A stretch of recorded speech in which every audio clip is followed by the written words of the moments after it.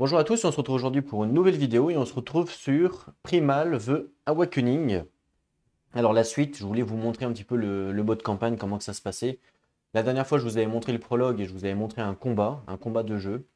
Donc je me suis dit, bah, pourquoi pas leur montrer un petit peu le prologue et puis pourquoi pas à la rigueur un combat si vous le souhaitez ou même carrément la campagne. Voilà. Alors il faut savoir que je tourne cette vidéo-là tout de suite après le prologue, ce qui fait que si jamais vous avez mis des commentaires sur le prologue, ben, je ne peux pas les prendre en considération puisque je ne vis pas encore dans le futur malheureusement. Donc forcément, je ne sais pas. Voilà, en attendant, moi j'avais lu le livre de règles pour la campagne, d'accord? Et j'ai refait aussi le prologue puisque pendant le prologue j'avais perdu à un point près. J'ai refait le combat, cette fois-ci j'ai gagné et donc on peut commencer la campagne. La campagne en fait ils nous disent simplement de récupérer les personnages comme on avait fait pour le prologue avec leur stuff de départ comme on avait fait, leur carte de départ aussi. Donc ça ne changeait pas. Ils nous disent de récupérer deux une feuille de campagne et puis deux feuilles de personnages. Donc ça, on va le faire ensemble. Et puis voilà. Et puis après, voilà. Donc je garde les deux mêmes personnages hein, pour la campagne pour l'instant. Et puis après, on verra, vous allez voir comment que ça va se passer. Alors, si on regarde le rulebook, pour vous expliquer un petit peu comment se passe une campagne, une fois qu'elle est mise en place. Voilà, c'est comme ça. Donc la campagne, ça se passe comme ça. Jouer une campagne. On a la story phase, donc la phase d'histoire. Le questboard phase, là on va choisir une quête parmi les quêtes disponibles. Quand on aura choisi notre quête, on va passer sur le crafting phase. D'accord? Une fois qu'on aura fini notre crafting phase, on va décider de notre deck. Et après, on va partir sur le hunt phase, là où on va chasser le monstre. Et ça à chaque fois. Le but, c'est de finir les 11 chapitres. Comme on peut voir là, il y a 11 chapitres pour la campagne. Et on ne peut pas passer. Enfin, si je veux dire, ce que je veux dire par là, c'est qu'on ne peut pas passer. Si on perd, par exemple, parce que si on perd ici à la hunt phase, là on ne peut pas perdre. Mais si on perd ici, eh ben, on ne passe pas au chapitre suivant. C'est-à-dire qu'on recommence le chapitre. On recommence le chapitre jusqu'à ce qu'on le réussisse. Alors on peut garder la même quête, ou alors on peut changer de quête. En fait, ce qui va se passer, c'est qu'on a un tableau de quêtes, voilà, celui-là, et il va y avoir des quêtes. Et puis, durant la phase de quête, voilà, ici, je vais pouvoir choisir la quête que je vais faire. Donc, je vais dire, bah, tiens, je vais choisir cette quête-là, ça va me donner un monstre à battre, et puis je vais partir pour battre un monstre. D'accord? Si jamais je rate, bon, si je réussis, bah, la quête va être terminée, je passe à un nouveau chapitre, donc j'avance sur mon chapitre, voilà, et puis je vais choisir une autre quête après. Et voilà, et ça, on va le faire 11 fois. Si jamais je rate, bah, la quête, je la remets. Soit j'y retourne, en disant bah, j'ai raté le monstre, donc j'y retourne, potentiellement. Soit je peux choisir de faire une autre quête, parmi celles disponibles, bien sûr. Donc voilà. Donc c'est comme ça que ça se passe la campagne. Normalement, il n'y a pas de malus à perdre.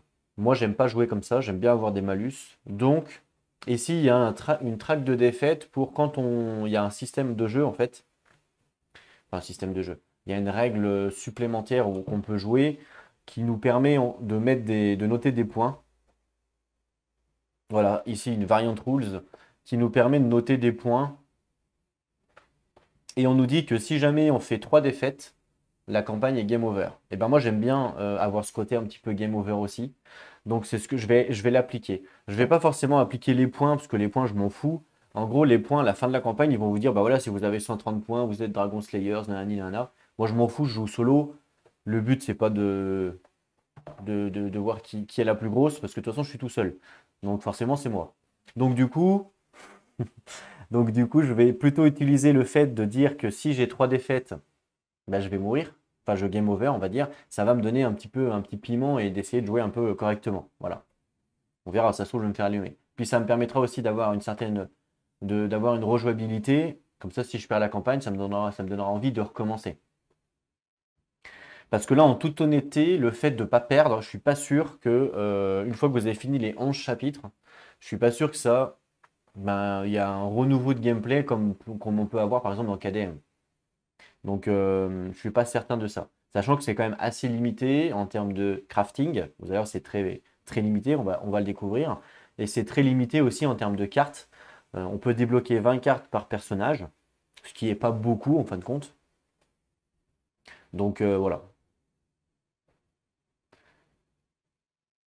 Donc voilà, donc moi je vais le jouer comme ça. Je vais avoir 3 défaites. Si j'ai jamais les 3 défaites, c'est game over, on n'en parle plus. Tout simplement. Mais après le reste, le système de points, ça je m'en fous. Ok? Donc voilà pour comment moi je vais jouer. Alors, moi, j'ai que la boîte de base. Donc, dans la boîte de base, il n'y a pas tous ces monstres-là. Dans la boîte de base, il y en a 11, je crois. Et pareil, les quêtes, j'ai pas tout ça parce que j'ai que la boîte de base. Dans la boîte de base, j'ai que 30 quêtes. Voilà, 30 quêtes. Là, ça dit qu'il y en a 49. Moi, ça, c'est avec toutes les extensions. Je crois qu'il y a 3 extensions, il me semble. Et les 3 extensions, au total, rajoutent 8 monstres, je crois. 8 monstres supplémentaires, plus bah, les quêtes supplémentaires. Moi, je ne vais pas pouvoir les utiliser puisque je ne les ai pas. Donc les quêtes, elles sont ici, elles sont numérotées de 1 à 30, boîte de base. Ok, 1, 2, 3, 4. Voilà, à 30. Voilà. Donc on verra évidemment comment ça va se passer. Pour l'instant, on va les mettre de côté. Alors, vous voyez, c'est assez facile, hein. Je vais aller chercher un stylo, je reviens. Alors, sur la feuille de campagne. Donc là, on va commencer sur le chapitre 1. Forcément, hein, c'est un peu le principe. Donc là, hop, je coche le chapitre 1 pour dire que on commence le chapitre 1. Alors, vous voyez, en dessous, il y a des niveaux. Ici, là. Donc là, on voit niveau 1, niveau 2, niveau 3. Donc ça, en fait, c'est le niveau des monstres qu'on va avoir. Ce qui veut dire que si je combats un monstre dans le chapitre 1, il sera niveau 1. Dans le chapitre 2, niveau 1. Par contre, dès que j'arrive au chapitre 4, il sera niveau 2. Au chapitre 8, il sera niveau 3. Ce qui fait que ça donne quand même une certaine... ça change un petit peu. Alors même si ça reste, assez limité quand même, hein. Ce qui change en fait... Ça c'est campagne book, non, c'est pas ça que je veux. Ce qui change, c'est les cartes... alors, il peut y avoir les cartes objectifs qui changent, mais il n'y en a que deux. Il n'y en a qu'une en fait recto verso, donc celle-là, elle ne va pas trop changer à part à partir du niveau 3. Et par contre, ce qui change, c'est les cartes, voilà, les cartes comme ça, là, hein, les cartes stance, et les cartes, les autres cartes, là, vous savez, qui font des malus, là. Je sais plus comment ils appellent ça. Celles-là, là, les cartes, celles-là, voilà, les périls, voilà, les cartes périls qui vont changer. Donc c'est surtout ça qui va changer. Et puis peut-être aussi les points de vie sûrement des monstres. Mais sinon, en termes de cartes de comportement, c'est les mêmes. Il n'y a pas de différence. C'est dommage d'ailleurs. Ils auraient pu faire un système par rapport au niveau de cartes de comportement, de cartes de comportement. Mais bon, voilà, vous allez voir, en fait, il y a un système de symboles. Je ne sais pas si on peut voir le tableau. Je ne sais plus quelle page il est. Ça, vous comprendrez bien. Ah non, c'est pas ça. Ah, il est là le tableau. Ah, il est là. Donc vous voyez, level 0 prologue, c'est ce qu'on a fait, c'est ces symboles-là. Level 1, c'est ces symboles-là. Level 2, c'est ces symboles-là. Et level 3, c'est ces symboles-là. Donc en fait, les cartes que l'on va prendre doivent correspondre aux symboles. Voilà, c'est les cartes, voilà, c'est ce qu'on nous dit ici. Ce qui fait que ça change un petit peu quand même sur les cartes périls. Et je crois, sur les cartes de... Sur le BVA d'Ordeck, voilà, utilisez seulement les cartes qui sont utilisées pour ça. Donc ça change un petit peu quand même. Mais bon, à voir. Vous allez voir, il n'y en a pas une tonne des cartes, hein. Ok. Donc ça, c'est bon. Sur cette feuille-là, pour l'instant, on n'a rien d'autre à faire. Ouais, on n'a rien d'autre à faire sur cette feuille-là. Donc ça, on peut la mettre de côté. Pour l'instant, on n'a pas forcément besoin. Ensuite, sur la feuille des personnages, donc player name, classe, donc ça, on s'en fout. Moi, je vais juste marquer Mira ici pour dire que ça, c'est la feuille de Mira. Et derrière, Daeron. Voilà. Parce qu'en fait, on va pas pouvoir. Ils vont chacun récolter leurs ressources. Vous allez avoir des ressources matérielles, des ressources plantes et des éléments. Ils auront chacun leurs éléments, leurs ressources, et ils pourront potentiellement se les échanger en équitable. C'est-à-dire qu'un matériel pourra être échangé contre un matériel, une plante pourrait être échangée contre une plante et un élément pourra être échangé contre un élément. Ça, l'arbre de compétences, c'est les cartes que l'on va débloquer. On a 5 lettres différentes qui permettent de débloquer des cartes différentes. Et vous avez niveau 1, niveau 2, 1 et 2. Le niveau 1 va permettre de débloquer 2 cartes. Le niveau 2 va permettre de débloquer 2 cartes aussi, plus une capacité spéciale du personnage. C'est les capacités comme ça qu'on a vues durant le prologue. Voilà, ça va changer. Donc ça, c'est par personnage aussi, ce qui fait au total de 20 cartes. Et sachant que dans le deck, il y a combien de cartes déjà? Il y en a 20, je crois, non? 9, 10. 25 cartes? 25 cartes. D'accord. Donc 25 cartes au total, ce qui fait qu'on va pouvoir en débloquer 20. Bon, ce qui fait qu'on pourra changer pas mal le deck. À voir. Voilà pour ça. Donc là, pareil, il n'y a rien à faire pour l'instant sur cette feuille-là, hein. On n'a rien, on peut marquer des notes au besoin. Voilà, pour l'instant, en tout cas, il n'y a rien à faire ici. Donc pareil, je le mets de côté. Et ça, on met de côté. Donc quand on commence la campagne, eh ben, c'est simple, on va récupérer le livre de campagne. Et on nous dit de commencer. Donc ça, c'est les quêtes, on verra après. On nous dit de commencer au chapitre 1.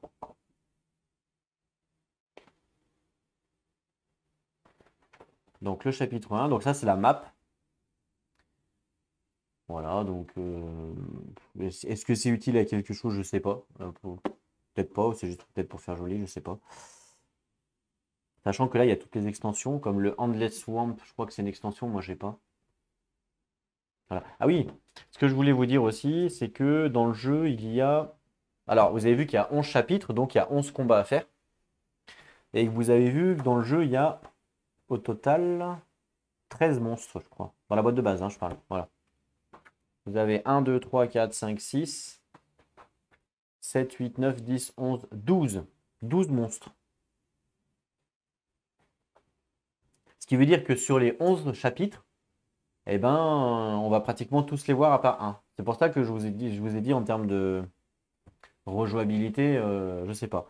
À moins qu'on fasse le même monstre, un niveau 1, un niveau 2, un niveau 3 par exemple. Dans ce cas-là, effectivement, on pourra changer les monstres. Potentiellement, on peut peut-être faire ça aussi pour donner de la rejouabilité. Je ne sais pas si on va pouvoir choisir les monstres comme on veut ou je sais qu'on va les choisir par rapport aux quêtes, mais je ne sais pas après les différentes quêtes qu'on va avoir. Donc, est-ce que après on aura la possibilité de vraiment choisir? Est-ce qu'on va refaire 2, 3 fois le même monstre? Ça, je ne sais pas. À voir. On verra. Mais en tout cas, voilà, il y en a 11 dans la boîte de base déjà. Enfin, 12, pardon. 12 sur 11 chapitres si jamais on en fait un, si on veut tous les faire, quoi. Après, est-ce qu'il y a un intérêt à tous les faire? Je ne sais pas. Parce que je crois qu'il y en a 2 par élément, d'après ce que je comprends. Par exemple, lui, c'est le feu, et je crois que lui aussi, c'est le feu. Là, ça doit être un autre élément. Ils sont ensemble. Là, ils sont ensemble. Je crois que ça marche comme ça. Mais je suis pas sûr, hein, mais je crois.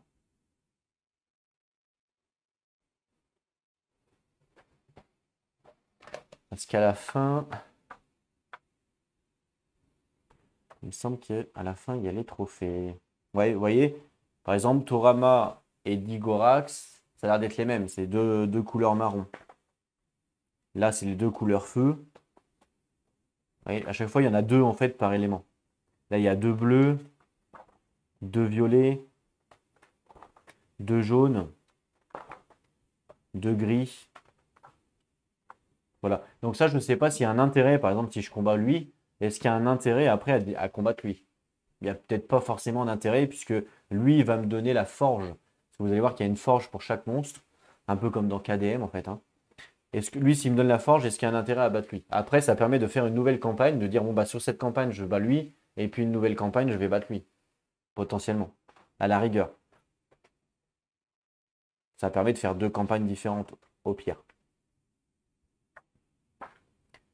Alors, voilà, c'est juste ça que je voulais vous montrer.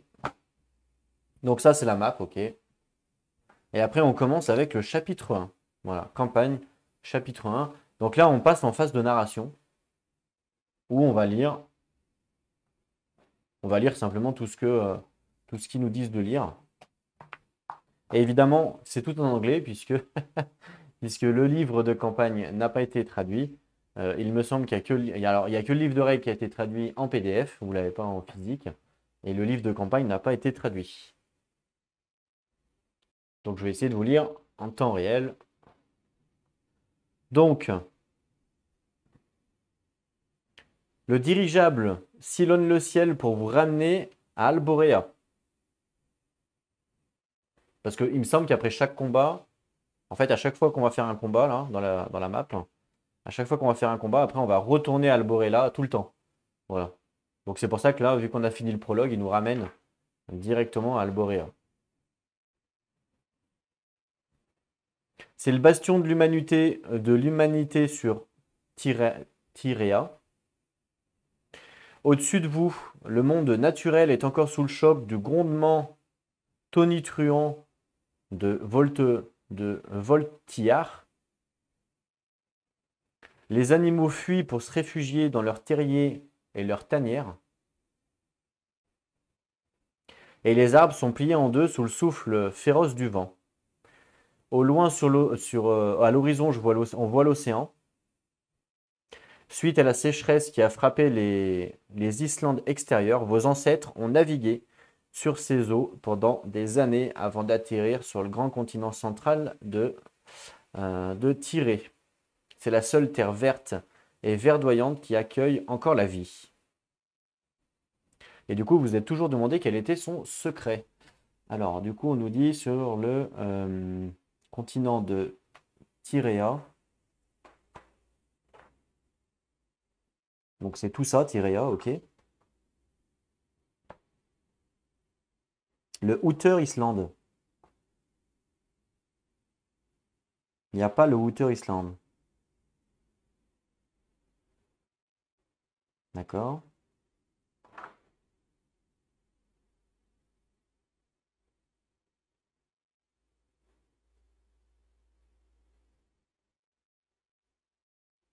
Une grille centrale continent, ouais, ok. Ok.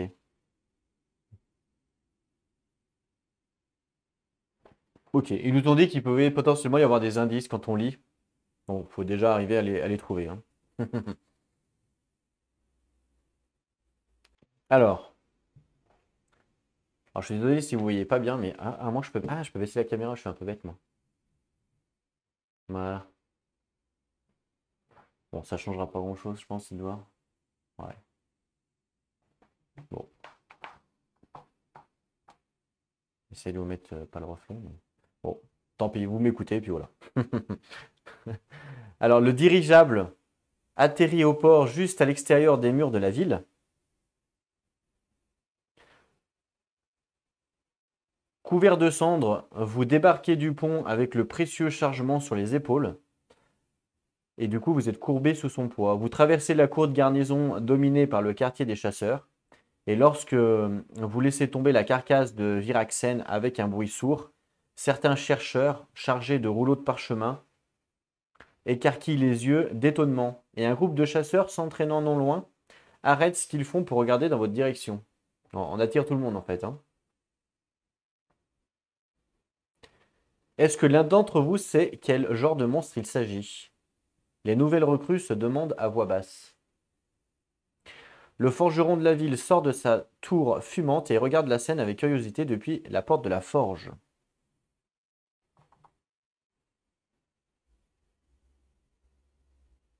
Donc il y a il y a quelques chercheurs qui courent vers nous,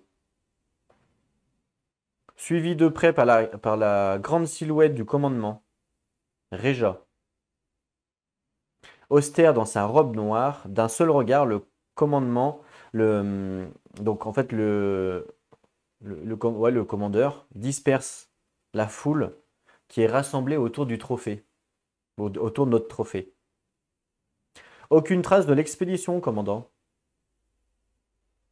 s'empresse d'expliquer Toreg.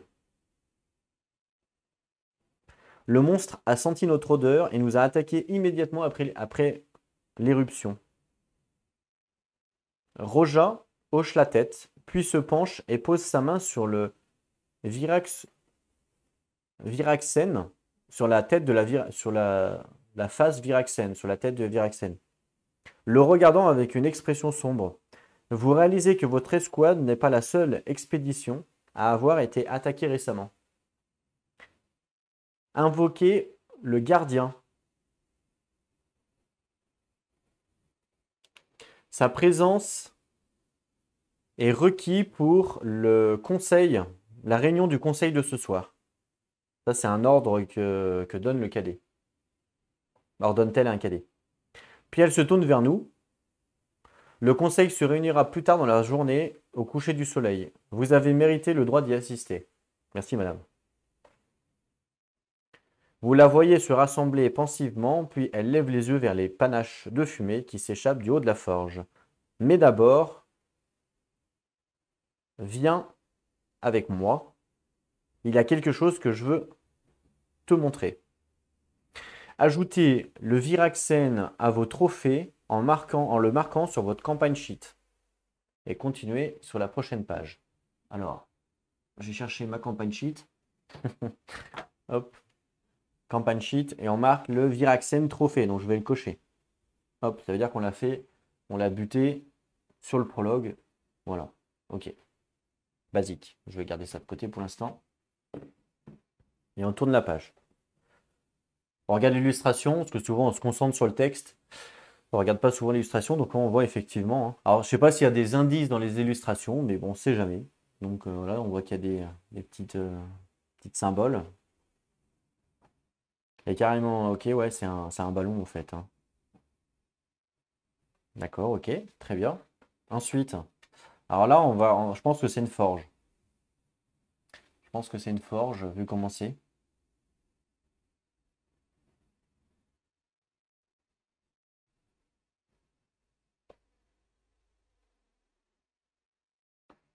Eh bien, c'est quoi? C'est des os.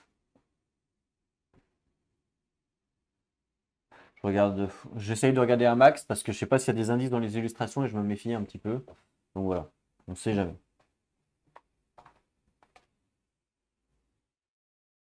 Hop, on remet la caméra au milieu. Voilà.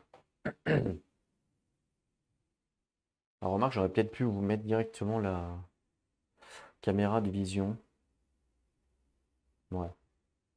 Je vais essayer de vous mettre la caméra de vision. Je vais mettre en pause la vidéo. Je vais essayer de vous mettre la caméra de vision pour tester. Alors normalement, si tout se passe bien, la caméra de vision doit fonctionner. On va essayer de tester. Alors c'est un peu tordu, que ça reste un livre forcément. Voilà, mais ça vous permet quand même de bien voir le texte. Et mieux même, j'ai envie de dire. Donc les premiers arboréens qui se sont aventurés en mission étaient des chercheurs qui faisaient de la cartographie et de l'exploration de nouvelles terres. Du coup, ils connaissaient bien le monde naturel. Ils comprenaient le cycle insulaire des saisons ainsi que le comportement des animaux, mais aucun d'entre eux n'était préparé à ce qui les attendait. Les monstres des îles massacrèrent ces premières expéditions. Très peu ont survécu, mais l'humanité n'abandonne pas si facilement. Du coup, l'ordre des chasseurs fut établi. Il s'agissait d'hommes et de femmes formés pour affronter ces redoutables créatures et pour aider les équipes de chercheurs à repousser les limites de la recherche jusque dans les zones les plus sauvages. Depuis, le feu de la forge dans Arborea n'a jamais cessé de brûler. Et je vais vous mettre en pause pour bouger la page. Donc j'enlève ça, tac, et je reviens. On y va pour la suite. Alors, le commandant traverse la cour de garnison jusqu'à l'entrée de la grande forge. Tout ce que l'on peut voir de l'extérieur, c'est la haute cheminée et ses tourelles, crachant de la vapeur et crachant des étincelles rougeoyantes. En entrant, vous êtes immédiatement canalisé sous terre pour atteindre le four creusé dans la roche vivante au moment de la fondation d'Arborea. L'odeur âcre du fer chaud vous accueille dans le grand atelier. La bouche béante du feu, qui est perpétuellement allumée, éclaire le forgeron et ses apprentis, tous penchés sur les bancs en train de souder, plier et affûter les armes. Le commandant regarde un établi recouvert de bandes de cuir et de lingots de fer. Un magnifique trophée, commandant, dit Rarog, le forgeron.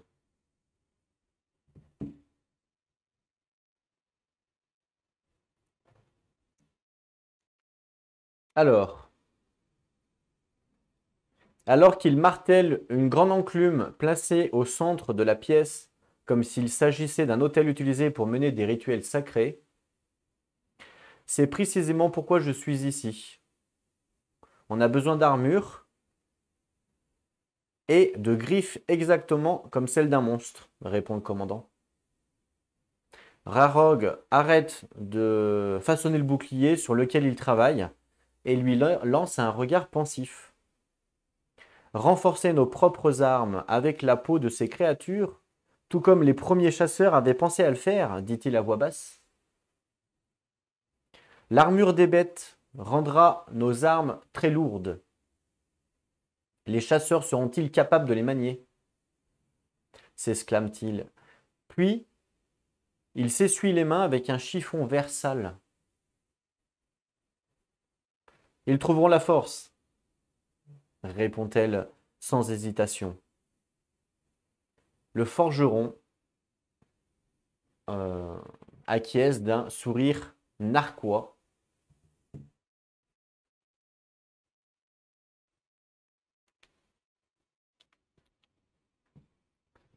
Et du coup, il commence à polir une lame.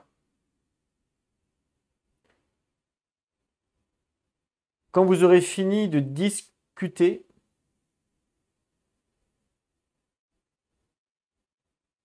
appelez-le-moi ici. Vous pourrez combattre le prochain cri que vous rencontrez dans des conditions égales.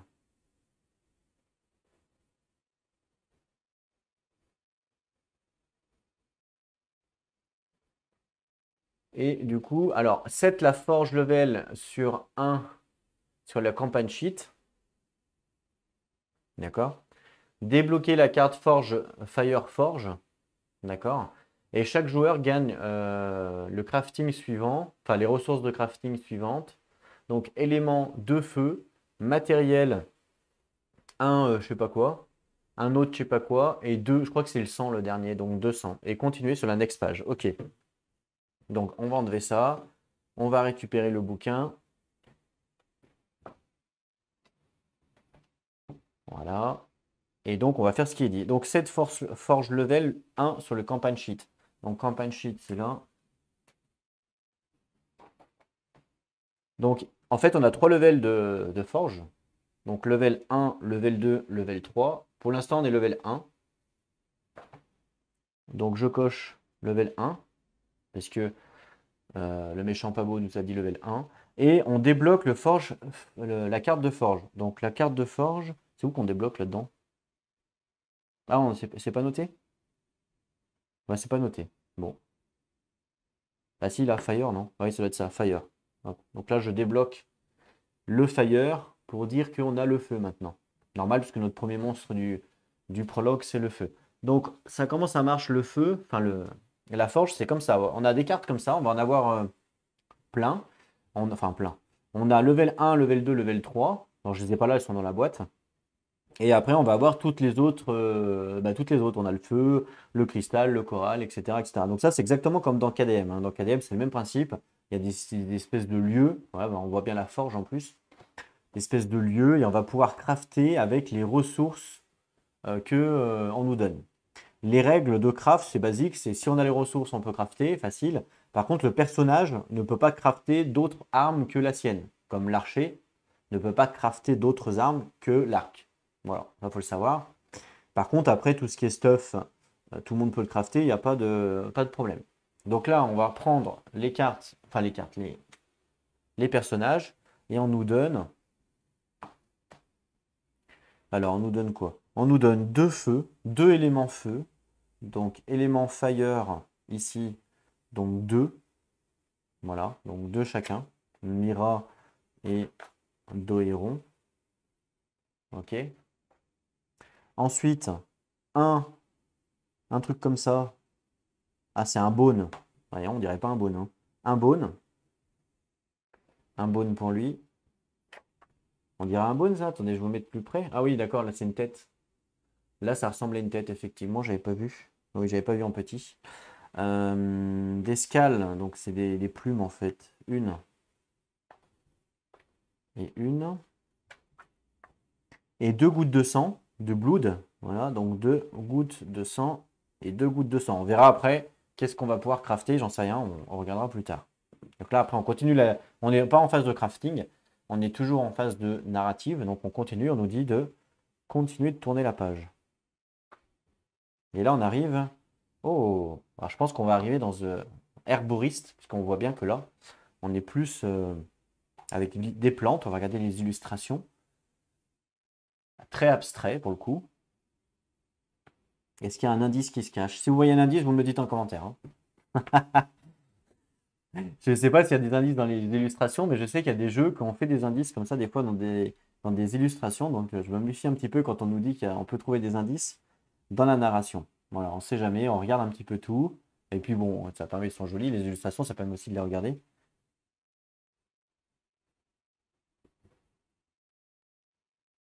Ok. Et puis je vais vous mettre le bouquin comme tout à l'heure. Donc je vais mettre en pause et je reviens. Donc chapitre 1, partie 3. Donc vous sortez de la forge au sifflement des armes chaudes qui sont trempées alors qu'elles sont plongées dans l'eau froide et retournées sur la place principale. Réja vous fait précipitamment ses adieux et se met en route d'un pas déterminé vers la garnison. En attendant que le soleil se couche, on récupère la sacoche plein d'herbe pour sentir son poids. Il reste encore assez de temps pour visiter Tessa. Vous traversez la place et continuez dans les rues principales d'Alborea jusqu'à atteindre les jardins suspendus du quartier oriental de la ville. On est surpris d'être frappé par un nuage de parfum émanant des herbes aromatiques juste avant qu'il n'apparaisse. Le palais vert demeure des herboristes.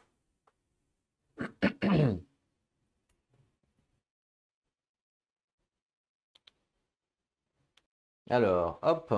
Donc, le bâtiment a été construit sur plusieurs étages où sont cultivées toutes sortes de plantes médicinales, irriguées par la cascade qui coule le long du bâtiment. Vous trouvez Tessa, occupée à analyser des plantes et des poudres colorées. « C'est agréable de te revoir, s'exclama-t-elle dès qu'elle vous voit. Alors vous vous souvenez de notre petite expédition de chasse ?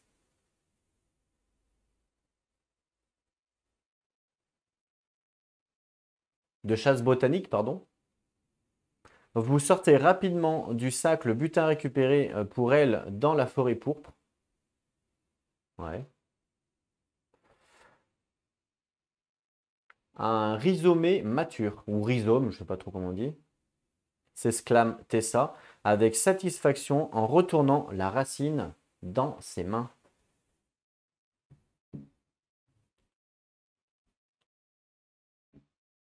Alors ensuite, on la voit prendre des graines et elle les plante dans des petits pots en terre cuite remplis de terre fertile.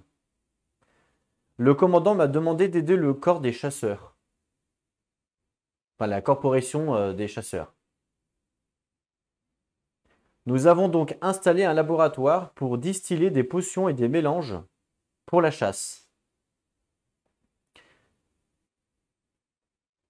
Donc elle dit ça en nous guidant à travers la grande salle enveloppée de vignes et recouverte d'étagères pleines de livres et de flacons en verre. Sur Tyréa, l'humanité continue de découvrir de nouvelles plantes et fleurs aux propriétés surnaturelles. Enfin, aux propriétés surprenantes, pardon, surnaturelles. Les connaissances botaniques transmises par vos ancêtres sont encore utiles aujourd'hui pour nous aider à comprendre les secrets de la nature et nous permettre d'accéder à sa puissance. Ne serait-ce qu'une petite partie en tout cas.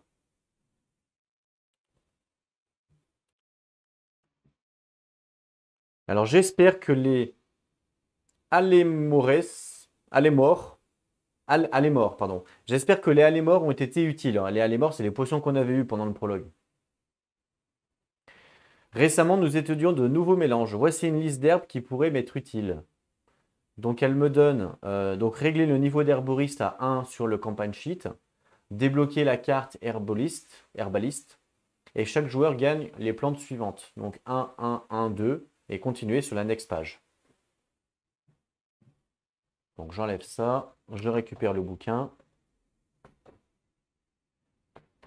Et on va faire ce que nous a dit la dame. Donc, campagne sheet. Campagne sheet. Herbaliste, ici, niveau 1. Voilà, même chose, c'est la même chose que la forge, il n'y a aucun souci. Unlock Herbalist Card, ben, je vais la chercher, elle est là. Hop, je la récupère, c'est la même chose, voilà. Donc c'est pareil. Herbaliste, tout pareil, des potions qu'on va pouvoir potentiellement crafter avec des plantes. On peut pas, un personnage n'a pas le droit d'avoir 2 fois la même potion. Je ne peux pas avoir 2 fois Impéria par exemple. Voilà, donc ça c'est interdit. Voilà. J'ai pas compris le système recto-verso. En fait, ils ont imprimé en recto-verso et c'est pareil. Donc je vois pas trop l'intérêt. Ils auraient pu faire le level 2 par exemple derrière ou faire un dos, simplement, faire un dos, pourquoi pas. Il y a beaucoup de choses en fait dans le jeu qui est imprimé en recto-verso, mais j'ai pas compris l'intérêt. Je vous montre par exemple, donc il y a ça qui est en recto-verso, il n'y a pas forcément d'intérêt. Enfin, c'est exactement la même chose, il n'y a pas de différence. Il y a par exemple les aides de jeu, ils sont aussi imprimés en recto-verso, mais pareil. Il n'y a pas d'intérêt, ouais, que ce soit ce côté ou de l'autre côté, c'est exactement la même chose. Donc je sais pas, de l'autre côté, ils auraient pu nous mettre par exemple des icônes ou je sais pas, une autre aide de jeu, parce que souvent on retourne dans le livre de règles quand même. Donc plutôt que faire recto verso, ça sert à rien. Enfin voilà. Bon, après c'est une petite critique, on va dire, mais par moment ils ont fait des choses, je n'ai pas compris pourquoi en fait. Là, comme là, le recto verso, j'ai pas capté. Je sais pas, ils auraient pu mettre autre chose derrière, ou une variable, ou j'en sais rien, moi, n'importe quoi. Enfin bon. On va pas refaire le jeu comme on dit. Et ensuite, chaque joueur gagne les plantes suivantes. Donc pareil, on va récupérer ça. Donc, on a une violette. Donc les Albalacea, une bleue, Antémon, une verte, Mélisse, et 2 rouges, Milea. Donc pareil pour lui. 2, une et une. Voilà. Très bien. Donc ça, c'est bon. Et on continue, next page. Partie 4. C'est ça l'herboriste? Elle est fait peur. Non mais c'est un mec ça. C'est pas un arboriste, je sais pas ce que c'est. On va regarder si on sait jamais s'il y a des indices. Ça se trouve, je vous dis ça depuis le début alors qu'il n'y a aucun indice. C'est pas grave. C'est pas grave. Bon, en tout cas, il aime bien les griffes de dragon, on a l'impression. Sympa. Alors là, le texte, comme malheureusement le texte il est en long, je vais pas pouvoir vous le mettre sur la caméra, parce que la caméra, je sais pas si vous avez vu, mais la petite caméra, en fait, à la base, c'est pour les cartes, pour vous montrer des cartes. Et du coup, ça fait un petit, ça fait pas un grand texte, si vous voulez. Donc en fait, je pourrais pas, malheureusement, là, pour le coup, je pourrais pas vous le mettre sur la cam. Parce qu'en fait, sinon, vous allez voir que ça. Après, il va falloir que je monte le livre. Et encore, je suis même pas sûr. Je pense que vous pourrez pas voir ici. Malheureusement, ouais. Donc je pourrais pas, malheureusement pas le faire.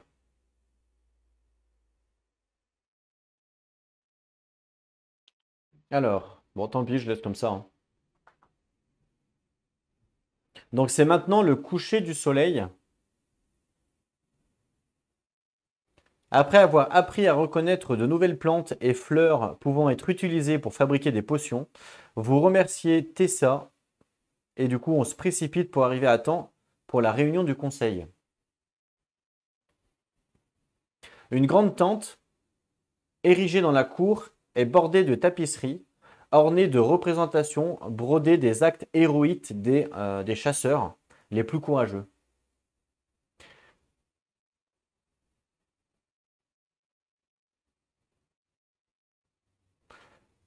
Quand on... Donc on trouve des escouades de vétérans assis en cercle, les yeux rivés sur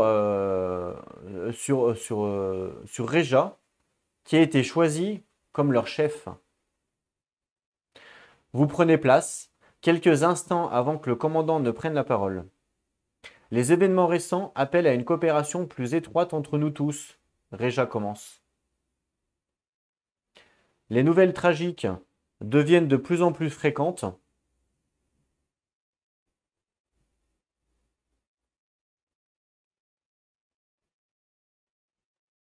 Sur chaque avant-poste de l'île, poursuit-elle. Les colonies qui se font attaquer, il y a des groupes qui disparaissent. Et du coup, les monstres se baladent en dehors de leur territoire standard. Et du coup, aujourd'hui, il y a le réveil des Voltiars et il y a eu une attaque de Viraxen. Je l'ai bien vu l'attaque puisque c'est moi qui l'ai tué. Le commandant nous donne la parole et nous explique en détail ce qui s'est passé pendant la mission. Et nous, on explique en détail ce qui s'est passé pendant la mission. L'inquiétude grandit parmi les personnes présentes et leurs questions deviennent plus oppressantes. Qu'est-il arrivé à l'expédition du premier chercheur sur les pentes de Voltiar? Quel est le lien entre le volcan et les attaques des monstres? Alors, moi je peux pas répondre à ça. Hein. Réja fronce les sourcils et rétablit de manière décisive l'ordre et la confiance. Naël est le meilleur attrapeur que nous ayons. Peut-être le meilleur qu'Alborea ait jamais eu. Nous avons fait tout ce que nous pouvions. Je le connais. Je suis sûr qu'il est vivant et qu'il nous reviendra bientôt. C'est peut-être lui, remarque. Donc les chasseurs se regardent. Et après un instant de pause, le commandant reprend. Notre courage est mis à l'épreuve. Nous avons besoin d'un guide dans ce chaos, s'exclame-t-elle. À ce moment précis, la tapisserie derrière son siège s'écarte et un homme de grande taille émerge. Aux traits sévères.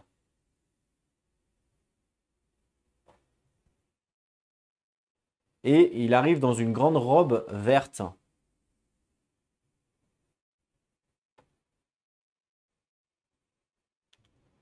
Donc en fait, c'est lui. Hein. D'ailleurs, je crois qu'il a du sang là, parce qu'ils nous disent qu'il boit du sang.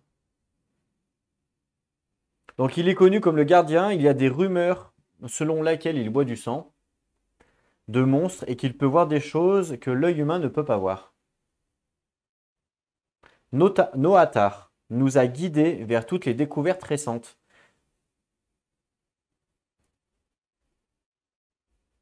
Son cadeau ne peut plus être ignoré, conclut-elle tandis que l'homme s'avance sous le regard des capitaines vétérans. La nature de Tyréa est différente de celle des îles extérieures. Donc ça, c'est le gardien qui dit son discours d'une voix calme et stoïque. Tyréa est vivante, et elle semble avoir une connexion puissante avec ses créatures. Dans le sang des monstres, il y a une trace de pouvoir qui, comme les fils de la tapisserie derrière moi, tisse son chemin à travers les vies, les événements et les lieux les plus anciens du monde. Donc grâce à leur sang, je peux accéder à cette tapisserie de vie et retracer les fils qui m'amènent à revivre les souvenirs des êtres vivants, les lieux et les événements du passé. Réja reprend la parole. Dès l'aube de demain, le gardien deviendra membre de ce conseil. Le sang de ces monstres est désormais pour nous une ressource précieuse. Je souhaite que toutes les escouades prêtes au combat partent en mission. De nouvelles quêtes seront postées chaque jour sur le grand tableau de quêtes dans la cour. D'accord ? Le comportement de ces monstres devient de plus en plus imprévisible. Oubliez ce que vous savez d'eux, car là-bas, plus rien n'est comme dans nos souvenirs. Débloquer la quête 1 et la quête 2. Chaque joueur upgrade son card pool. Et après, si j'ai l'extension, on peut débloquer la quête 36, mais j'ai pas l'extension. Voilà. Et après, c'est quoi? C'est fini après, non? Après, c'est chapitre 2. Donc après, effectivement, c'est fini. Donc là, on débloque la quête 1, la quête 2, et chaque joueur upgrade leur card pool. Ah, on upgrade notre card pool quand même. Donc on va débloquer des cartes, j'ai l'impression. Donc chaque joueur... donc d'abord, quête 1, quête 2. Donc là, Fever expansion, ça, c'est si on a une expansion, je débloque la quête, mais je ne l'ai pas, j'en ai pas. Donc ça ne marche pas. Donc quête 1 et 2 et upgrade leur card pool. Alors, quête 1 et 2. Les quêtes sont là. Donc, comment ça marche les quêtes? 1 et 2. Non, ça, c'est pas 1 et 2, c'est là, 1 et 2. Voilà. 4, 3. Donc, les quêtes.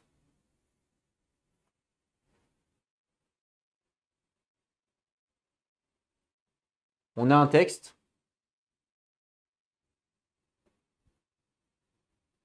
Et on a la bestiole à combattre et son... comment dire? Son élément, voilà, son élément. Donc là, on voit que c'est l'élément comme ça de la corne. Donc ça, je dois mettre sur l'emplacement de la corne, je dois mettre la quête. Donc hop, la corne, je dois mettre la quête ici. Et là, on les lira après les quêtes. Et là, l'emplacement électrique, ça c'est électrique, tonnerre, le tonnerre, là je le mets dans l'électrique.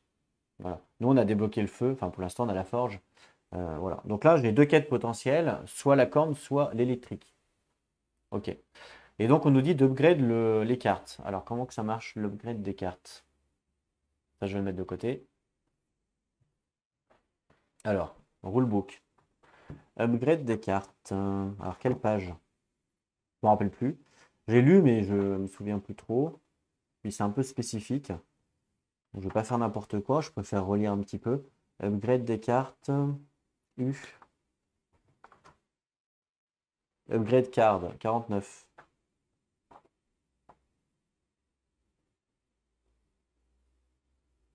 49. Deck building. Ok. Hunter skill free. Ça doit être ça.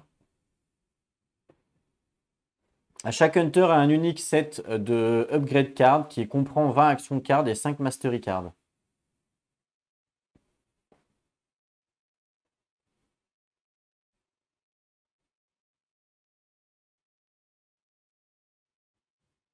Ok, donc là il y a 5 différentes branches, c'est ce qu'on a vu tout à l'heure ici. Et il y a 2 upgrades possibles dans chaque branche. Il y a 1 et 2. Chaque upgrade card est identifié par une carte ID en bas à droite du corner card. Avec les lettres A, B, C, D ou E bien sûr qui identifient la branche et le nombre qui identifie l'upgrade. Mais après je ne sais pas comment on fait.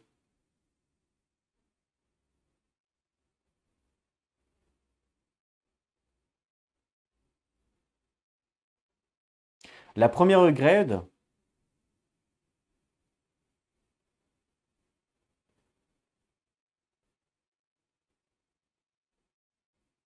ah, card pool upgrade exemple. À certains points de la campagne, Alice a l'instruction d'upgrade son card pool, ce qui est le cas. Elle choisit la branche E. Elle débloque les 2 cartes correspondantes, donc carte E1 bien sûr.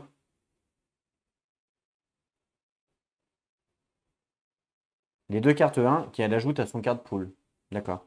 Plus tard dans la campagne, elle upgrade encore un card pool et choisit cette fois-ci le deuxième, donc ce qui fait que ça lui permet de tout débloquer. Ok. Donc là, moi, je vais choisir. Mais par contre, je ne sais pas du coup. Je ne sais pas les A, ça représente quoi, les B, j'en sais rien. Déjà, je vais aller chercher les cartes. Donc, je mets en pause. Alors, j'ai récupéré les cartes. Alors, je découvre en même temps que vous, forcément. C'est le principe. Principe de la découverte. Hop. Donc, elles sont pas sleeve, puisque je n'en suis pas servi jusqu'à maintenant.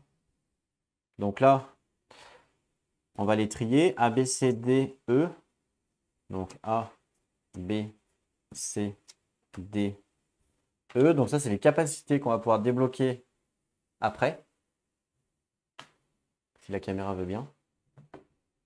Voilà, merci. Ok. A1. A1.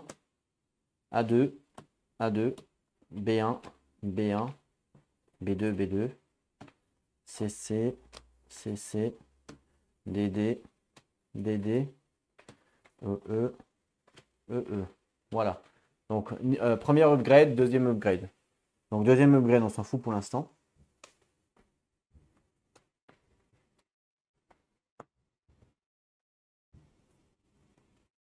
Alors, je pense pas que... Alors, je sais pas. Enfin, je sais pas.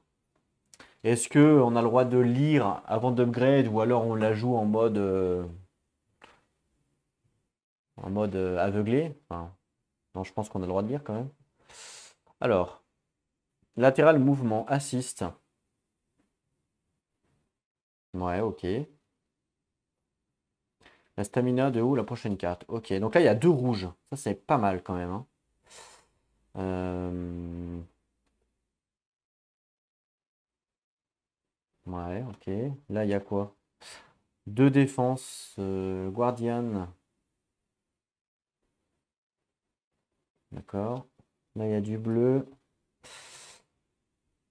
Alors le deck c'est avant de... Il me semblait que le deck c'était à la fin, mais bon, ok. Et là il y a bleu et vert.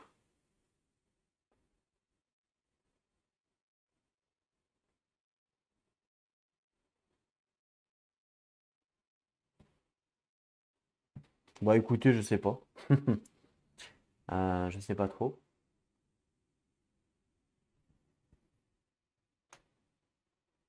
Écoutez, pour choisir, je vais regarder au niveau des cartes niveau 2, vous savez, les cartes capacité.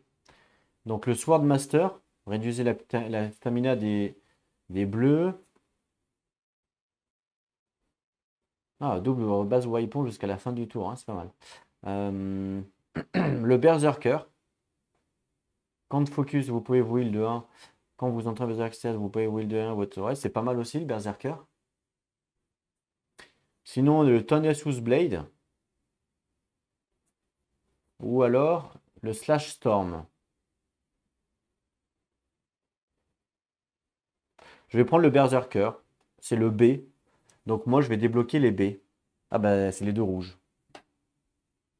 Voilà, on va faire comme ça. Je sais pas si on a le droit de le faire, mais en tout cas, dans le livre de règles, c'est pas écrit qu'on n'a pas le droit. Donc voilà. Donc je vais prendre les rouges. Je vais débloquer ces deux cartes pour lui, et puis les autres, pour l'instant, ne seront pas utilisées. Donc ça, il faut qu'on le marque sur sa fiche. Donc là, sur sa fiche, à lui, on a débloqué les B. Donc là, à lui, je coche les B parce qu'on a débloqué les B. Très bien. Donc ça va dans son pool de cartes. Voilà. Et puis pour l'archer, ben, même chose. Alors on va les trier. On va faire pareil, hein, en fait. Donc A2, B2, C2, D2, E2. Tac, tac, 1, 2, 1, 2, 1, 2, 1, 2, 1, 2, 1, 2 et 1, 2. Voilà. Il propose quoi là? Quand vous infligez de damage, trousse volée, augmentez. Oh, c'est pas mal aussi. Les tempêtes de la truc. Le burst. Hmm, ouais, bof. Le silencer 1. Ah, c'est pas mal. Ah, c'est pas mal ça, j'avoue. J'avoue que c'est pas mal. Il a des cartes IM. Ah oui, il y a une carte IM. C'est pas mal, j'avoue. Ici, Diddly d'IM quand on focus. Ouais, ok, bon. Et là, Exhausting Shot. Augmenter le struggle maillon tiré de 1. Vous pouvez discard un rouge. Ah, ok. Ok, invulnérable, c'est pas mal aussi. Écoutez, je vais prendre la première. Vraiment un peu au pif hein, par rapport à la capacité. Quand je fais du volet, en fait, je vais augmenter les dégâts. Donc c'est pas mal, je vais prendre ça. Donc je vais prendre les. Bah, c'est double shot et arrow snatch. C'est les A. Après, il y avait quoi? Il y avait vert bleu, là. Et rouge, ouais, ok. Bon, après, c'est plus par rapport aux couleurs, je pense aussi. Voilà. Bon. Comme c'est, on découvre là la campagne, on va faire un peu comme ça au pif pour l'instant. Donc là, je débloque les A. Donc les deux A dans sa pool. Voilà. Et je note sur sa feuille. Donc vous avez compris le principe des upgrades, c'est comme ça, c'est tout bête. C'est facile, hein. Donc A pour elle. Et après la prochaine upgrade, soit on débloque un autre, soit on va sur le A2. Voilà, c'est un peu le principe, hein. Enfin d'ailleurs, je sais même pas si on peut aller sur un autre. D'ailleurs, on est peut-être obligé de faire le A2 avant de faire l'autre, avant de faire nouvelle lettre. Possible. Et après, il y avait autre chose ou pas? Non, je crois pas, hein. Chaque player upgrade leur card pool, et puis c'est tout. Voilà. Donc là, on était en phase de lecture.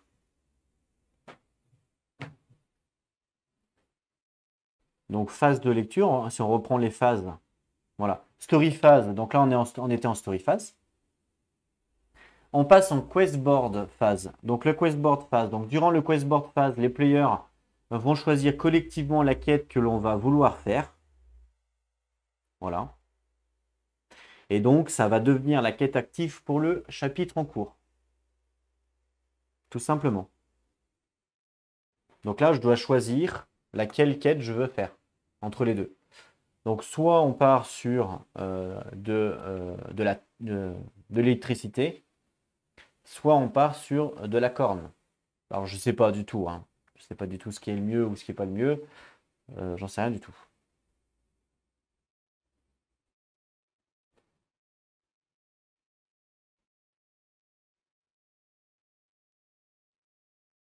D'accord. Et là, c'est quoi? Euh, Donc là, on nous dit... Attendez, je vais vous la mettre comme il faut.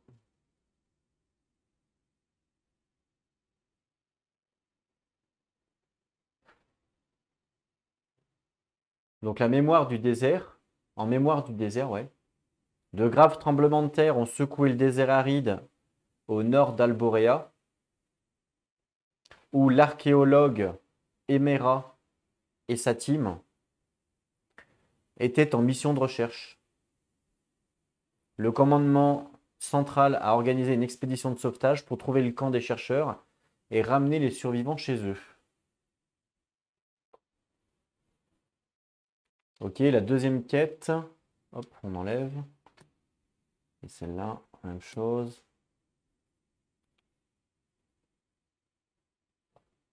Un vol dans la tempête. L'un des dirigeables des Seekers n'est pas revenu depuis la dernière expédition au nord. Le commandant central requiert un groupe de hunters pour partir en mission pour découvrir ce qui s'est passé. Ok. Bon, là, je sais pas trop. Alors, nous, on est le feu. Il y a un système un peu comme les Pokémon, un système de contre, mais je crois que le feu, ça fait rien. Enfin, ça fait pas pour l'électrique, je crois pas.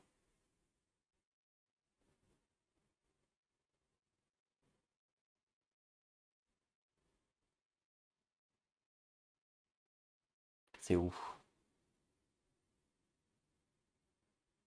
Ah, il semblait que c'était avant, non? Ah, c'est là. L'élément. Ah mince. Elemental Weakness. Non, c'est pas de la page. Là. Alors, nous, on est le fire. On est le feu. Lui, le monstre, alors il y a quoi? Ce monstre-là, là. Ouais, c'est Torama. Torama qui est là, là. Donc, Torama, lui, la faiblesse, c'est le coral. Moi, j'ai pas de coral. Et normalement, il en a une deuxième, c'est le métal. Voilà, le métal.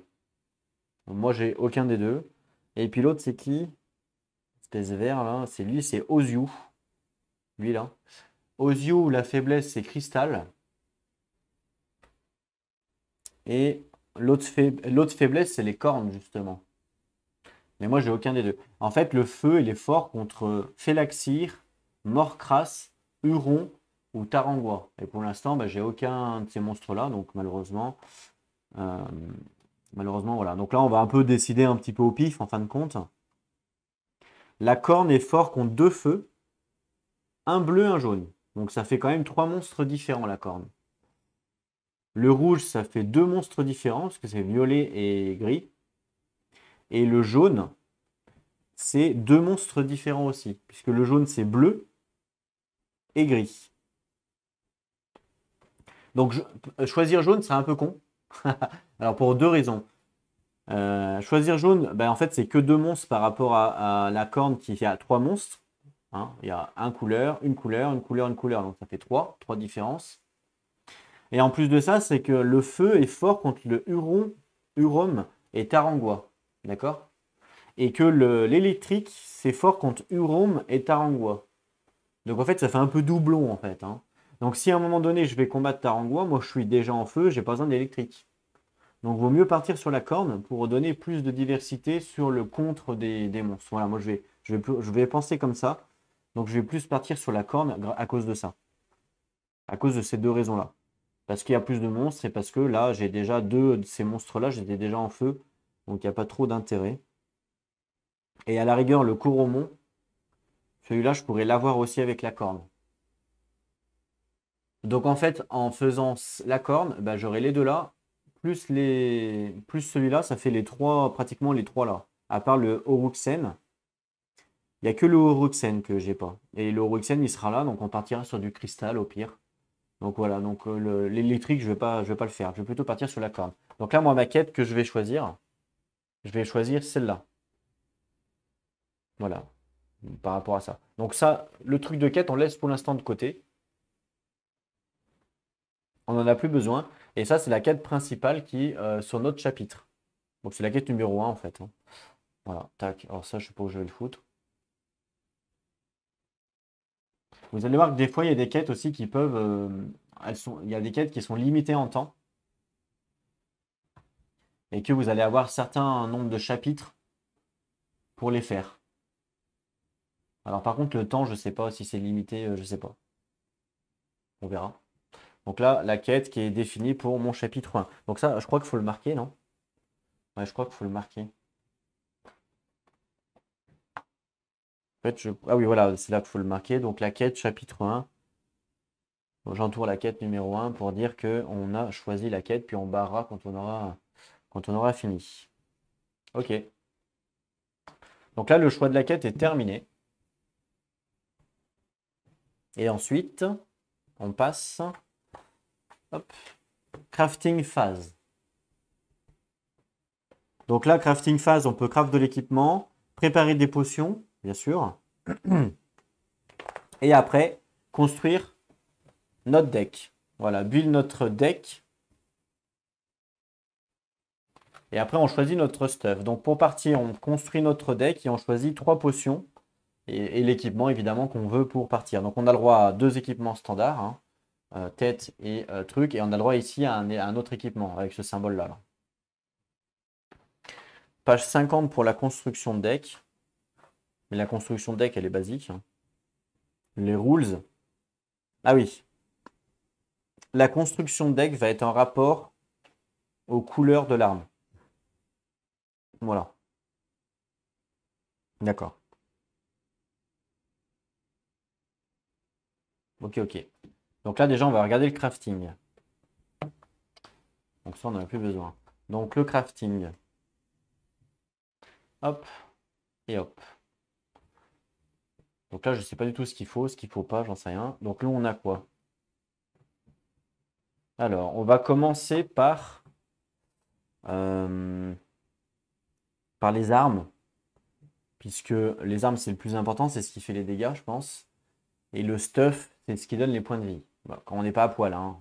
Mais bon, l'arme, c'est 2 PV. Alors, il faut qu'on regarde l'arme, les armes, peut-être, je sais pas trop, en fait. Je vais aller chercher le stuff dans la boîte et je reviens. Pour voir un petit peu ce qu'on peut crafter ou pas. Ok, on va reprendre. Alors, il s'est passé quelques temps avant la reprise de, de la vidéo. Malheureusement, j'ai pas pu refilmer tout de suite, tout de suite. Donc, c'est pour ça que il y a eu cette coupure. Alors, du coup, je sais plus trop exactement où on en était. Mais il me semble qu'on parlait du crafting. Et que j'avais été récupérer donc les cartes. Hop. Alors, entre-temps, j'ai aussi fait ça. Alors, au niveau du crafting. Donc, j'ai récupéré les armes des 2 personnages que j'ai. Donc là, j'ai Ashbringer et Flammetongue qui correspondent aux armes de la Fireforge. Parce que je me suis dit que en priorité, j'allais builder leurs armes. Et puis après, pourquoi pas faire du stuff. À voir qu'est-ce qu'il leur reste ou pas. Donc les deux armes. Et j'ai récupéré le stuff. De toute façon, que je n'ai pas découvert. Donc on a potentiellement l'armure, le casque, une sorte de bouclier, je pense, et les gants. Voilà. Alors, si je regarde un petit peu au niveau des ressources.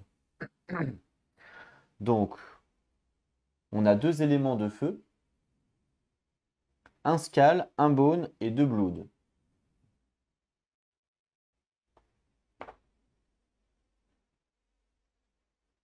Alors là, ça fait quoi? Des mains. Ok. Alors, setup. Placez 2 counters sur cette carte. Quand vous subissez une blessure d'attrition damage, vous pouvez retirer donc un counter depuis le lava bunker et discard la top card de votre deck. Si cette carte est un truc comme ça, prévente ce dommage. Ok, pas mal. Ici, c'est si j'utilise une carte rouge. Si vous payez avec une carte de combat, augmentez les damages de l'attaque par 2. Ah, c'est pas mal. J'aime bien ça. C'est pas mal ça. Faut faire quoi pour ça? Il faut faire une plante et un blood. Et je sais pas si j'aurai assez après pour faire les armes, hein. Parce que les armes par rapport aux armes standards, donc par exemple l'arc ici me permettait de faire voler un et ça faisait 2 dégâts. Le nouvel arme fait 3 dégâts. Quand vous discardez une carte bleue depuis votre main, deal 2 damage. Ouais, c'est pas mal aussi, hein.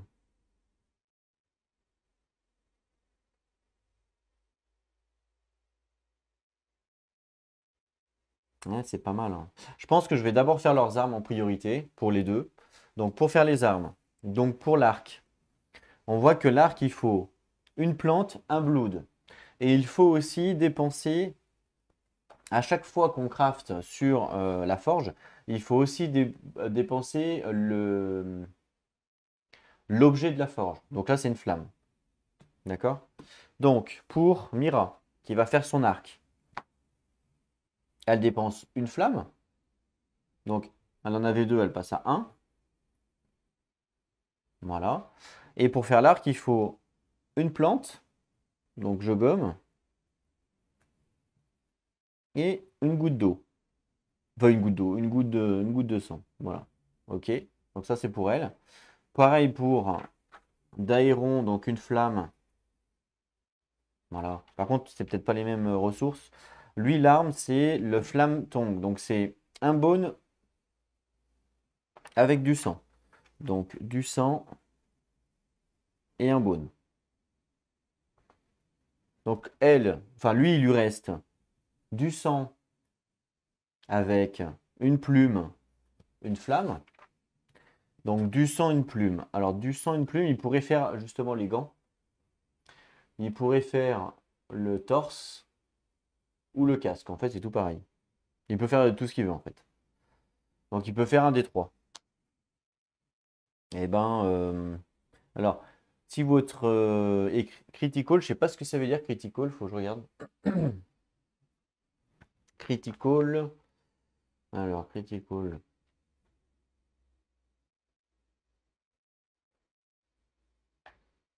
Mais il est pas noté, ça veut dire quoi critical? Critical. Ah d'accord. Donc on me dit que la santé d'un hunter est critical quand elle est réduite de la moitié de sa valeur, arrondi inférieur ou moins. Ok, bon. Du coup, à la moitié de sa vie, il va pouvoir piocher une carte. Bon, ça m'intéresse pas forcément. Là, il va pouvoir discard la top carte de son deck. Si c'est une carte rouge, il l'ajoute à sa main. Ah, c'est pas mal, hein, ça. Vraiment pas mal, ça. Plus pour elle qui doit justement accumuler. Lui, il va plutôt prendre le gant de lait. Ouais, il va prendre le gant de lait, lui. Donc, le gant de lait qui coûte une plume, un blood. Donc, une plume, un blood. Et je vous ai dit, à chaque fois qu'on craft sur la forge, il faut aussi l'élément. Donc l'élément, voilà. Donc là, lui, il a plus rien en fait. Il a tout dépensé, il a plus rien. Il a plus d'éléments, plus rien du tout. Par contre, il a réussi à avoir son arme plus le gantelet. Donc ça, il a réussi à avoir ça. Donc hop, on va lui mettre de côté. Et puis pour Mira, donc elle a son arme. Et il lui reste un bone, un blood. Ça, c'est ce qui lui reste. Alors, un bone, un blood, elle peut avoir quoi? Ben, malheureusement, elle peut rien avoir avec un bone, un blood. Parce qu'un bone, c'est simplement avec ça. Voilà. Par contre, ouais, non, elle peut rien faire. Par contre, il y a un système d'échange de ressources pour information. Donc, vous pouvez échanger un élément feu contre un élément standard. Ça, vous avez le droit. Vous pouvez échanger deux éléments standards contre un autre élément standard. Par exemple, imaginons que eh ben, le blood que j'ai et le bone, je peux les dépenser pour avoir un Zima ou autre chose. Voilà, ça c'est ça. En fait, on peut faire deux échanges, trois échanges. Je crois qu'il y a trois échanges possibles pour le crafting. Ça, c'est une campagne, hein, c'est rulebook.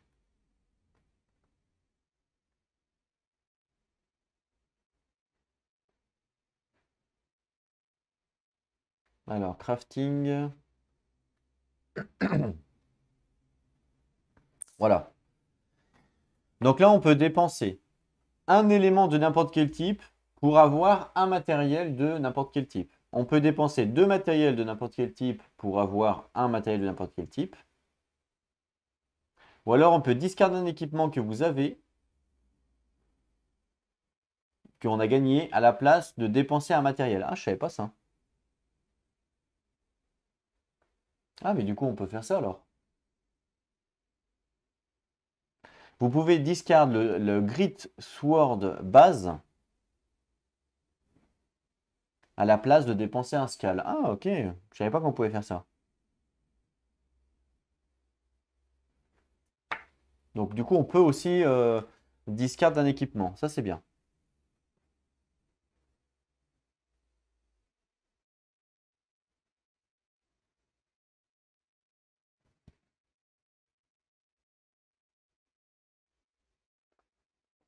D'accord.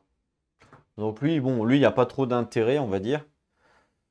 Mais en même temps, alors du coup, je peux défausser le. Ouais, mais je vais pas défausser ça. Fais voir.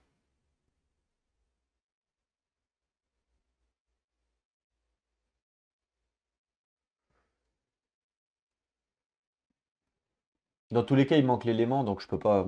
Lui, il avait que deux éléments. Il a utilisé un élément pour son arme et un élément pour le gantelet. Voilà. Donc dans tous les cas, j'aurais pu dépenser, par exemple, ça pour à la place de. Mais bon, là, il n'y a pas trop d'intérêt pour lui, en tout cas, parce que de toute façon, ça, il va y garder. Parce que le gantelet, c'est en plus, hein, non? Ouais, le gantelet, c'est en plus. Donc du coup, là, lui, il va rien faire. Voilà, il va garder ça. Par contre, elle, on pourrait, comme elle n'a pas assez d'éléments, on pourrait le faire. Donc elle pourrait, par exemple, dépenser son arme de base à transformer pour n'importe quel élément, l'élément qu'on veut. Donc son arme de base à la place d'un n'importe quel élément. Et bien, par exemple, comme là, j'ai un élément de feu, un élément de blood, et le bone, il ne me sert à rien. Mais à la place je pourrais défausser cette carte-là pour récupérer une plante. Ce qui fait que potentiellement, je peux lui débloquer, ben, pareil, un de chaque. Et ben, elle, je vais lui débloquer le casque. Ouais, le casque à elle, c'est bien. Donc là, il faut que je défausse son arc. Donc son arc, je le défausse. Et à la place de son arc, je lui donne une plante. Et après, je craft avec un feu, une plante et un blood. Et ben, je craft le casque. Voilà, j'ai le droit de le faire. Sachant que le casque là lui servira à rien aussi. Donc je pourrais aussi le virer. Mais bon, en même temps, j'aurais pas assez d'éléments, donc ça sert à rien. qu'on le virera plus tard. Donc voilà. Donc là, j'ai tout crafté, ce qu'on devait crafter. Donc, elle, en fin de compte, elle a un arc, son armure, le casque.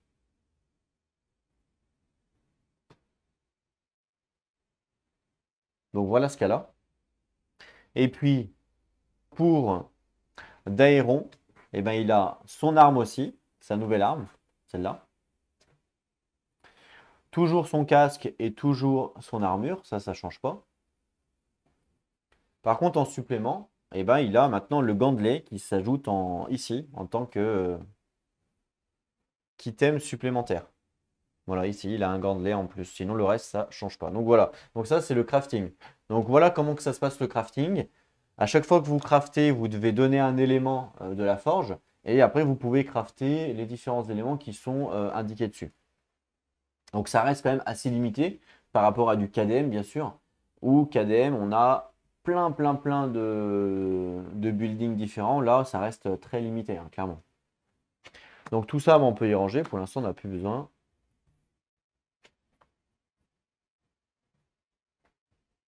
Et puis après, on va pouvoir faire du crafting sur les potions. Donc pareil, donc c'est le même principe.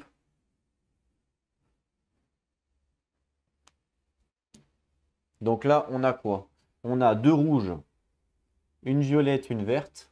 Donc deux rouges, une violette, une verte. Alors regardons. Deux rouges. Alors là, c'est n'importe quelle plante pour avoir du heal. Donc deux rouges, une violette, une verte. Donc vu une violette, une verte, on pourrait faire la Vidia. Et les deux rouges, ben, on pourrait faire une Alémor, par exemple. On peut faire que ça de toute façon. Quand il y a un petit slash comme là, c'est soit l'une, soit l'autre. Voilà, c'est ça que ça veut dire. Avec les rouges, on peut faire celle-là, celle-là, celle-là. Par contre, après, violette et verte. Ah non, mais j'ai aussi une. Ah, j'ai aussi une comme ça là. Une antémon. Je l'avais pas vu. J'ai aussi une antémon. Donc je peux faire une Imperia. Donc on va regarder un petit peu les potions. Déjà. Avant de se dire laquelle on va faire. Donc l'Imperia. Si on la consume, on subit des damages égales à votre feuille pour level et vous piochez 2. Ok. L'Alémor, on la connaît, c'est pour ce heal. Parce qu'on l'a utilisé durant le prologue. L'évoque, on peut la consommer pour discard une carte depuis votre main et rechercher une carte et l'ajouter à ma main. Ensuite, shuffle le deck. Ok, l'évoque, on ne peut pas la faire, je crois. Non, évoque, on ne peut pas la faire. La Vidia, on peut. Discard une carte depuis votre main pour rechercher dans votre deck une carte de dégâts et l'ajouter à votre main. Bon, ça peut être pas mal.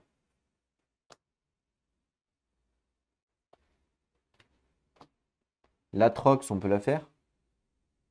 L'Atrox, on ne peut pas la faire. Non, on ne peut pas. L'Irden, on ne peut pas la faire non plus. Donc en fait, on va en faire 3 potentiellement. On peut faire celle-là, elle est morte. On peut faire l'Imperia. Et on peut faire la Vidia. Donc, elle est morte, Imperia, Vidia. Voilà, on peut faire que celle-là avec les plantes qu'on a, on ne peut pas en faire d'autres. Donc celle-là me permet de consommer. Je me prends des dégâts, mais je pioche des cartes. Ça peut être intéressant. Moi, je me prends que un dégât, hein, c'est pas non plus énorme. Celle-là, je le consomme pour rechercher une carte dans mon deck. Ça peut être intéressant aussi. Et celle-là, c'est du heal. Alors, je pense que, on l'a vu sur le premier combat qu'on a fait, je pense que le heal, c'est indispensable. Donc, je vais en prendre un pour chaque personnage. C'est 2 plantes au hasard pour les 2 persos. Sachant que après, suivant la plante que je vais prendre, donc je vais prendre quoi? Celle-là.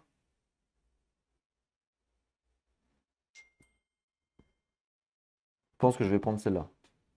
La Vidia. Celle-là, je ne vais pas la prendre.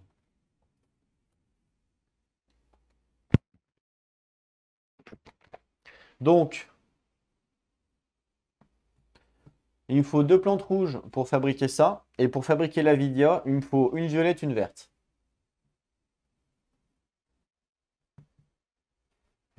Donc, 2 plantes rouges, une violette, là, une verte.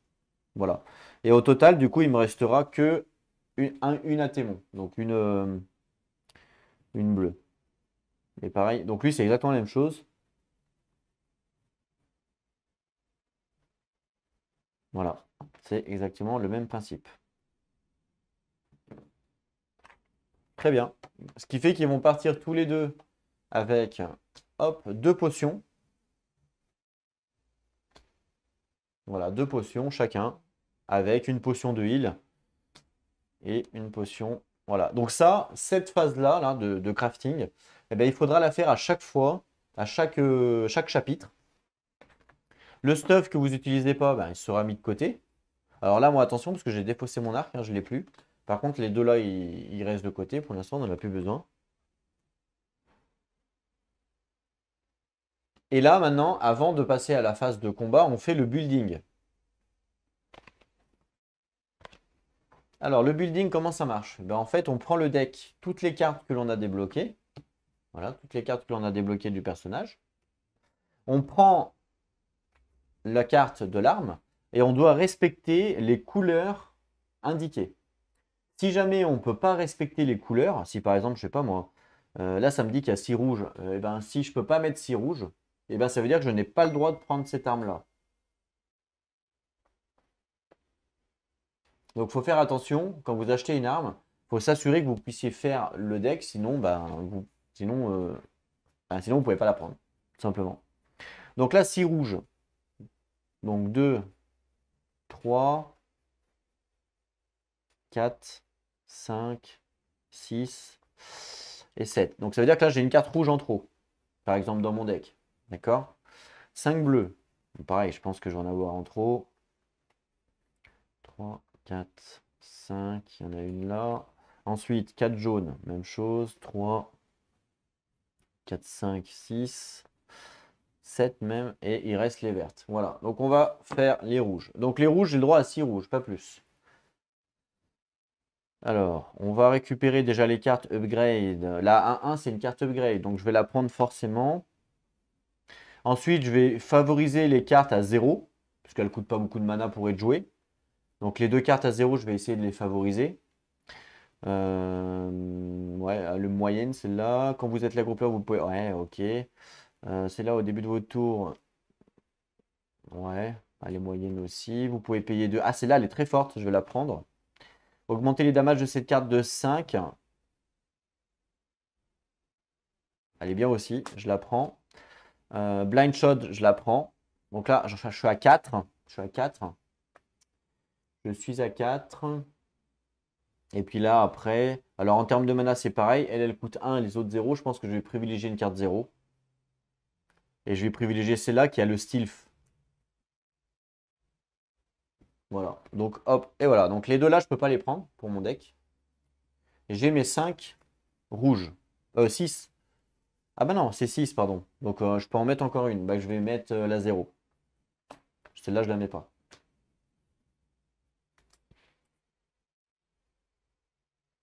Ouais. Donc voilà. Mes 6 cartes rouges. Ensuite, au niveau des couleurs bleues, 5. Bon, pareil, il faut que j'en enlève une en fait. Recycle, quand vous discardez, celle-là elle est bien, la prochaine fois que vous jouez, celle-là elle est bien, la prochaine fois que vous jouez, ok, assist, volet 2. Bah écoutez, je vais enlever...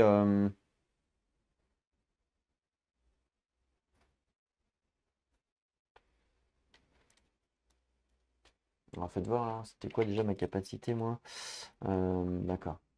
Volet 2, elle peut être intéressante. Non, je vais enlever assist, j'enlève celle-là. Celle-là, je l'enlève. Voilà, elle a juste assist en mot-clé, rien de spécial. Donc je l'enlève. 1, 2, 3, 4, 5. Donc ça, c'est bon pour les bleus. Les jaunes, 4. 4, c'est pas beaucoup par contre, par rapport à tout ce que j'ai. Quand je joue une carte rouge, vous pouvez recycler cette carte depuis votre main. Ouais. Là, ça me permet de piocher un, ça peut être intéressant. Choisissez un joueur, piochez un. En plus, ça me donne 2 de mana, donc elle peut être intéressante aussi. Quand vous discardez cette carte depuis votre main, piochez un. Ça peut être pas mal aussi. Recherchez une carte, ouais. Quand vous jouez, vous pouvez réussir, ouais. Réduire les coûts de stamina, ouais, bof. Donc combien il en faut? 4. Donc là, les 3 là, je vais les mettre déjà. Voilà. Et puis la quatrième. La quatrième.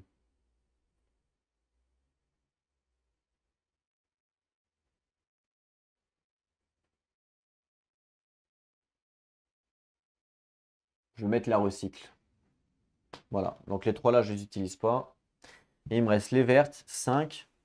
Donc pareil, il faut en enlever une. Donc piocher 3 cartes. Recycle 1, la prochaine carte de votre séquence gagne style, c'est pas mal. Piocher 2. Vous pouvez seulement jouer cette carte après une rouge. La prochaine fois que... Ouais, non, celle-là, elle ne me plaît pas trop. Ouais. Ouais. Donc celle-là me plaît pas trop, j'enlève.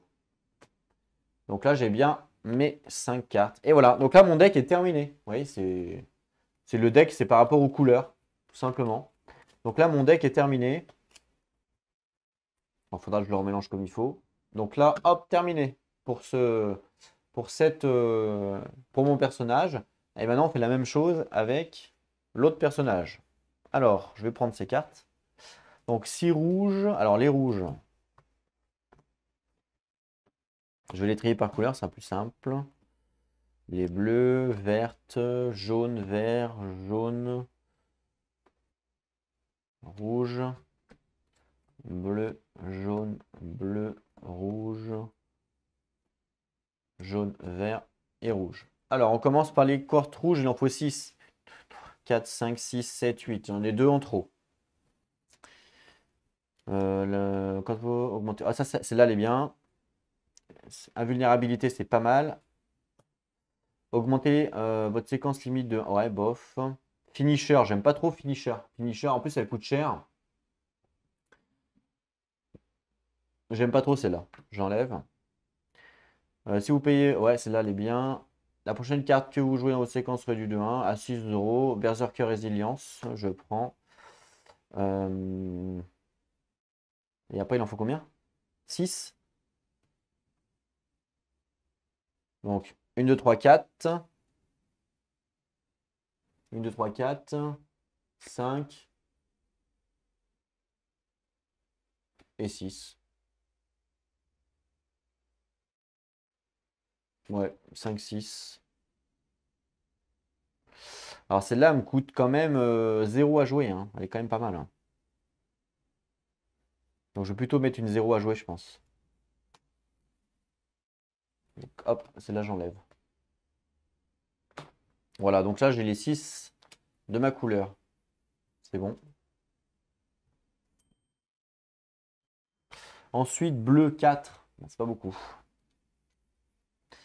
Alors, Quick Attack. Quand vous discardez cette carte depuis votre main, vous pouvez infliger. Ouais, moyen. Assist Berserker, pas mal. Engage. Choisissez un autre joueur dans votre secteur. Ouais. Ah, celle-là, elle est bien.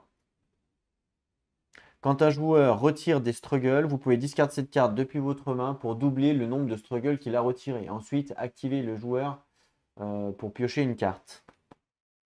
Pas mal aussi. Celle-là, elle est pas mal. C'est 4, on a dit, hein. Ça fait 3. 3.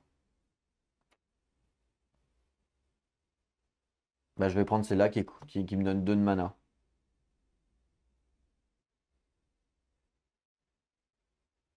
Voilà, celle-là, je ne les prends pas. Donc là, ça fait 4, si j'ai bien compté.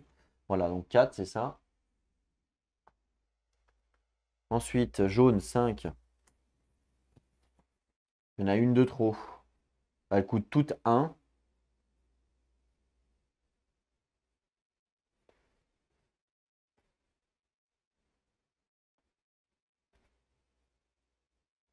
Voilà, celle-là, elle me plaît pas trop, j'enlève.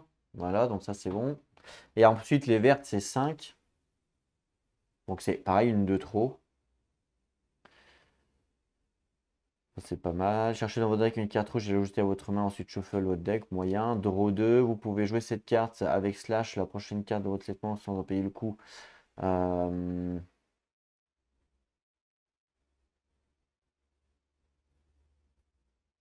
Bah, celle-là, moyen. Vous pouvez jouer une carte avec slash, la prochaine carte de votre séquence, sans en payer le coup, mais je sais pas. Slash, si j'en ai beaucoup, des cartes slash. Si j'en ai pas beaucoup, il n'y a pas d'intérêt. 1, 2, 3, 4. J'en ai 4. 4, c'est pas non plus énorme. Donc je vais pas la mettre. Je vais plutôt mettre celle-là. Et j'enlève celle-là. Parce que bon, 4 cartes slash, c'est pas assez. Donc voilà, j'ai fini mon deck. Donc c'est comme ça que ça se passe. Assez basique, assez simple.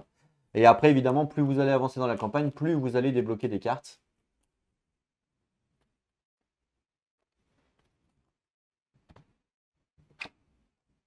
Et voilà. Donc là, ça, c'est bon pour le crafting. Ensuite, une fois qu'on a fini le crafting, eh ben, on passe à la phase. Voilà. Donc là, on a fait la story, la quest, le crafting, on vient de le faire. Et bien ensuite, on passe à la phase de chasse. Donc, on va partir en chasse, c'est-à-dire, on va prendre le livre à la page indiquée.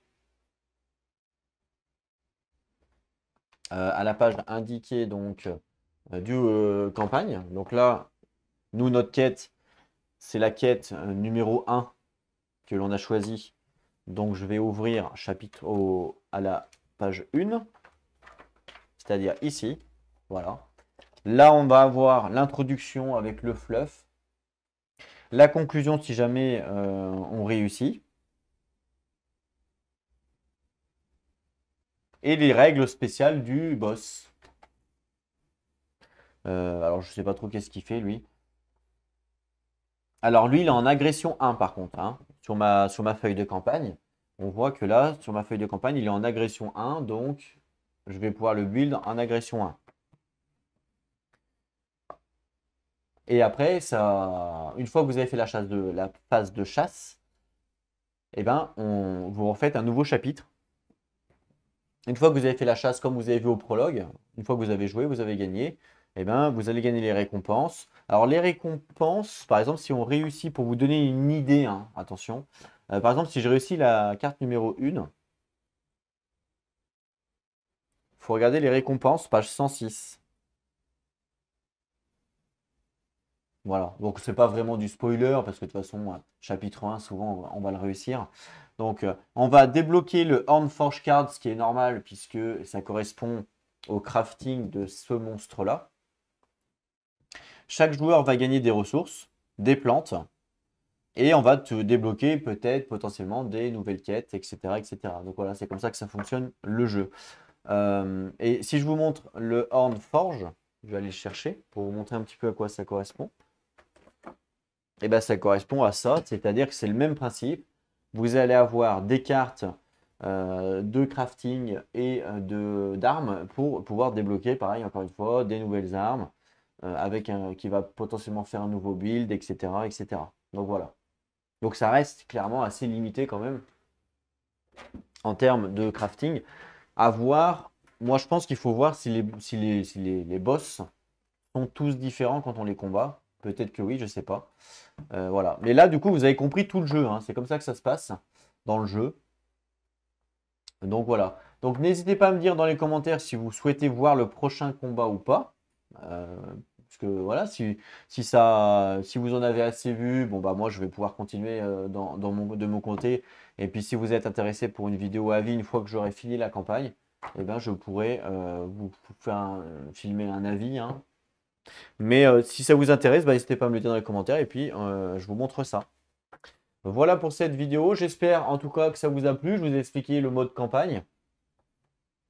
On se retrouve donc très bientôt pour une nouvelle vidéo. En attendant, prenez soin de vous et n'oubliez pas, jouez à vos jeux. Allez, à plus tout le monde.